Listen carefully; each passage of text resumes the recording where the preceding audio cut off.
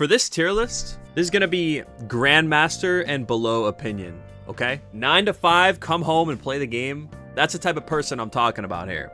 That's what this tier list is going to be about. So you can watch all the pro Marvel Rivals you want, but this is going to be what you're playing against. Every single night when you come home from a long day of school, long day of work.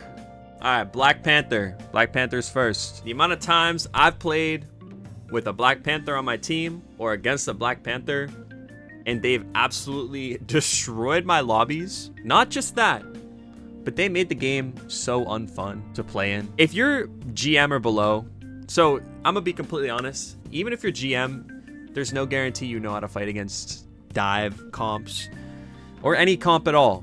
I'm gonna put them in top part of B tier for the sole reason that if you are a really good Black Panther main, like he is seriously S tier in these lobbies. Like from bronze to GM, if you are the best player in the lobby, you're gonna carry. But if you're not the best player in the lobby, he's D tier. I think the only average we could put him in is B tier. Like if you're a good Black Panther, one of the best players in the lobby, they have a good team, like even teams, he's like not bad to have, depending on the comp. But then the other team picks Namor, and if you are Diamond or GM and Namor's banned, he like he's probably A tier, straight up. So we're gonna keep him at B tier just because from bronze to plat, that's bronze, silver, gold, plat. That's 4 ranks of the 6 that you can't ban Namor. I feel like playing Namor against him is like, in these lobbies in particular, I think it's super strong. And that's like the average opinion. So we got Widow. Widow, honestly, sleeper bottom tier, worst character in the game. You're not gonna be that guy if you're GM like peak. I'm gonna keep it a buck. If you're the best player and you should be, or if you're smurfing, or if you should be a higher rank, Widow can get some value, but you are not that guy. I'm gonna be straight up. And if you are that guy, you're wasting your time because you should be playing Hela. Like straight up, you are wasting your time if you're that good at aiming and you are not playing Hela in these lobbies. Like if you're truly trying to like climb the ranks, don't play Black Widow. She's fun, she's cool and all, but don't play her. Hawkeye. I think Hawkeye is like, there are some Hawkeye mains. He's kind of fallen off a little bit. He's pretty fun, and he could definitely get some value. He just one-shots people. If you're standing still and the Hawkeye's good, or like if you just get caught lacking, you know? But he's not super polarizing. He doesn't pop ult and then like destroy the whole team. I think he's also B tier. You have to have really good game sense. Like if you're gonna carry a lobby, I don't know, I'd probably not pick Hawkeye, but he could do it. Arguable A tier here. Hela S tier if you're the best player in the lobby. If you do aim labs every day, like seriously, if you do aim labs every day and you're that kind of Hela, S tier. Like not even, like your game sense could be all right, but if you're hitting those shots in these lobbies, bronze to GM, you're gonna make a huge impact. You're gonna revive those Thor players. Loki, I mean, yeah, Loki players too. She's just so good. Counters a lot of characters. If you can aim, and I feel like mechanical skill on this game, like it's a little less valuable, but when you play like Hela, mechanical skill all of a sudden becomes polarizing. Like being good at aiming automatically makes you a decent Hela. Human Torch. I'm gonna put him down here. Like if you're good enough to play Human Torch and get value, you're probably not below GM. I've never played with a good Human Torch, straight up. The only upside of having a Human Torch is teaming with Storm, in my opinion. I just don't think anybody is good enough in these lobbies with him, and he is just not good enough to be able to, like, why would you play him? The fact that his left click is like a shotgun spread, oh, I know they buffed it, but I'm just not convinced. Iron Fist. I'm gonna put him probably behind Black Panther.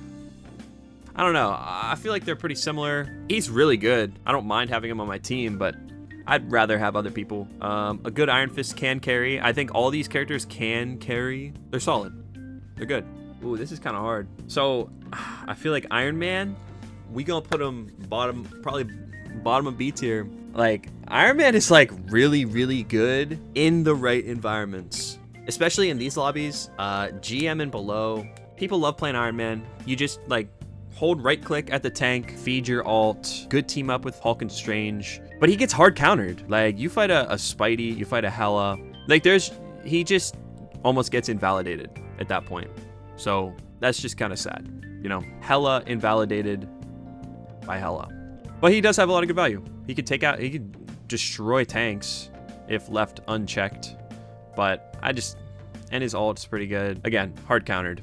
Magic is pretty self-sufficient. I feel like Magic's really good. Like she's self-sustaining. She gets her shield, the overshield for hitting the opponent. You literally put up your little demon and you get free shield. And she can get out, she can get in, get quick kills. It's like an auto kill too. Like it's not even like you're getting in, you gotta be super, super precise. Like she can just auto kill if played well. But I feel like there is a lot of time, like a lot of downtime between her cooldowns where she just isn't providing any value. I almost think Black Panther should be up here. Yeah, in these lobbies, yeah, I'm gonna change that. Mr. Fantastic, it's so sad. I wish he was good. He's like a pseudo tank. He doesn't even know what he is. He has good range. Like, there are times where I'll get a good Mr. Fantastic and I'm like, okay, this is a good teammate to have. But I'm never like, thank God we have this Mr. Fantastic. He's popping off. You know, he provides value. I think he's pretty consistent in a way at what he does, but it's just not high enough. He doesn't have those peaks, you know? You'd rather have a character that can get a lot of value for a shorter amount of time, like bursts, than someone who's like mid all the time. There's not really much reason to play him. Our boy, Moon Knight. Moon Knight's A tier. I think he synergizes super well with, like, obviously Groot. They nerfed his ult, but his ult's still pretty decent. He does such huge burst damage. It's insane. Burst damage, not hit scan though, which is why he's not S tier. His hurt box is also kind of easy to hit too if you're playing like a range character. I think A tier, very good. He does have that polarizing damage too. He sets up his onks. It's like a trap. If you go around the corner, you don't see the onk for some reason, you can just die. If you don't have a quick escape option, if you're like a low mobility character, even a tank, you just start getting shredded. And I feel like the noob killer is you get head to head with Moon Knight, he throws the onk at your feet, you bounce up, you just lose the fight. Like, I'm saying, as a non-degen at this game, like if you're playing this game competitively casual or casually competitive, I guess, like you want to climb as high as you can go, but you're not like trying to be a pro, I feel like Moon Knight is like a good character for that, and he can just beat people. He can just win fights. Positioning is also really important, so if you don't get that down, you gotta have some game sense there. You can't just point and click. Namor. Oh boy, Namor. I think Namor is like super good in this elo. Namor, we got the next two spots I have are dive characters. If he's on the screen, these dive become B tier. If you're capable with Namor, you can carry, even if they're not playing dive, like the other team's not playing dive, it doesn't even matter. Namor's still good. He does so much damage. You'll get kills and you don't even know where they came from. I mean, he gets ult quick because of that too, and then the team up with Luna, just super broken. And if you're playing Namor and you don't have a Luna, bro, find a friend. He gets so much better, because what are they called? What are his little octopus things called? The blue one just slows you down when you get hit by it. You'll be trying to just run away. You know, you see it and you're like, I don't want to initiate now. There's someone around the corner. And that little blue guy, he starts shooting you. You try to turn the corner. You're one step away. Namor sees you. Boom. Shoots you dead.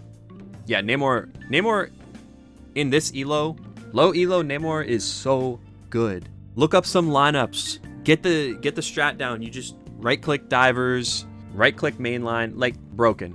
Namor's broken. Psylocke. I think Psylocke's up here. Psylocke is like, her ult is really good at like, it's just really good. Forces out healer ults. I've been finding that if you ult like the entire team at once, it's like less valuable almost, because it'll spread the hits apart. Won't really focus one person and get the kill. But regardless, if you ult a whole team, then your entire team has a chance to attack. I think Psylocke, amazing mobility, better than Magic at getting out with her dash. She has the invisibility. Her combos are insane. I'm also a Psylocke player, so obviously I think she's good. Punisher. Ooh. I feel like low elo Punisher. Listen, hear me out. Punisher setting up turret is probably low elo, like the worst nightmare for anyone in low elo. Because He just shoots. If you're even in the line of sight, you're probably gonna die. Unless you have a good shield tank and you're in a good position already, or you have some diver that's already there. Like, Punisher turret alone is super strong. His ult is also something that, like, he's just one of those point and click characters, very straightforward. Like, the Call of Duty players are playing him. Like, you get off a game of COD, you play him. Oh, it's third person Call of Duty now, except I'm shooting Spider-Man. He's just like beginner friendly and really good. Spider-Man. I'm gonna keep it a buck. There are 9 billion Spider-Mans in low elo, right? The top 0.001% of them can have an impact. From bronze to GM, this is not even based on how good the character is. Because if we're doing based on like Spider-Man's peak is like easily up here. Like, he can win fights one-on-one. But in bronze to GM, you're getting maybe 3 Spider-Man players that have an idea of what they're doing. The rest, don't count on it, bro. Don't count on it. Like, there's just so many bad Spider-Man players. I won't even talk about him as a character. It just shows the difficulty versus the reward is not worth it. You can go into it, think, I'm the guy, I'm him. It doesn't matter. Squirrel Girl.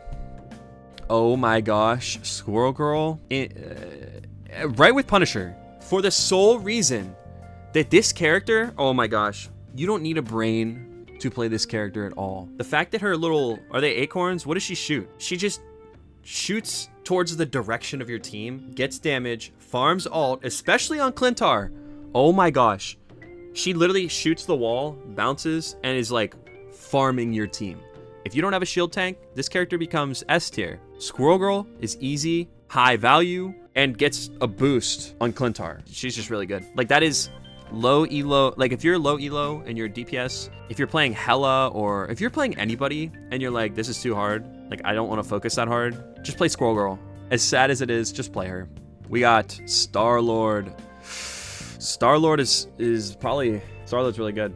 I think for the fact that he just kind of like farms. So he farms ult on tanks, and when he hits the back line, I think it's so big that he can shoot the back line, reset, reload, shoot the back line, and then go in with his E, auto targets, just like his ult. Because when he gets his ult, he just looks in the direction of a healer and they're dead. Like, if you're the best player in the lobby, you're gonna farm. Your team is probably gonna win. Yeah, Star-Lord in a dive comp, his mobility is actually just different. It's insane. Storm's definitely A tier. Storm being a flyer is a weakness, but her ult's really good. But she's literally just air Hela, gives buffs to the team. Like, she is definitely a force when she's on the screen. She is like really good. I don't mind having a Storm on my team at any time. I don't really think there's much to say here. She just kind of outranges a lot of people. Like, will probably beat Iron Man in a head-to-head. Moving on, Winter Soldier. Boom, S tier, 100%. Hela and Winter Soldier, easily the 2 best. If you're playing from bronze to GM and you really think you're better than everybody there, play one of these 2 and you will farm if you're actually that good. If you're not actually that good, well, sorry, man. Winter Soldier is the one character I've ever seen in multiple different games, like in the same night, that'll drop 50 plus kills in a comp game.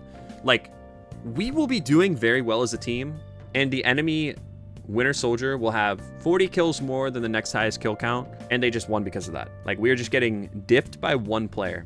If you're truly better at this game, just play Winter Soldier or Hela. There is such high value there. His ult, oh my gosh. The way I define Winter Soldier is a snowball character. He is actually, if he's doing well, he does even better. I think, like, I don't mind that they gave that concept to a character. Like, I'd rather it be you do well and get rewarded than you do horrible and get rewarded. I'm not a fan of comeback mechanics, but Winter Soldier, his ult just, oh, sometimes it's a little OP. I mean, all the time it's a little OP, but like comboing it with Groot ult, even just him running at the other team with ult active is horrifying. He can carry super hard. Moving on, Scarlet Witch. I'm gonna put her B tier. I'm not really like ever mad when I have a Scarlet Witch. I'm not really ever happy because some Scarlet Witches are just like insane. I don't know why. She sometimes can be really hard to kill, sometimes, because she has her little fly away. Then she can fly away again, then get healed, and then all of a sudden you're stuck in her little bubble. You get frozen for a second, and then she just kills you. Wolverine. I ain't gonna cap. He's probably around here. Because there's no bans below Diamond. So he kind of just like destroys tanks. Wolverine's just good. I feel like he's... If you pick up and play Wolverine, you could just play him. I feel like he's fun and easy. And then he gets his shields when he's about to die. He's just solid. Destroy you if he gets close. I don't really know like what else to say. He's just a good DPS. Because a lot of people don't know how to counter him. Alright, looking back at it. GM tier list. Is this the final list? I feel like there's an argument for Iron Fist to be higher. And Hawkeye. But I feel like generally... The characters that are easy, I put higher. Like the easier characters in lower elo will provide you more value for less playtime.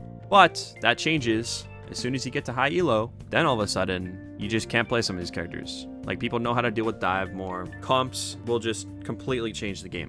But yeah, that's the DPS tier list for GM.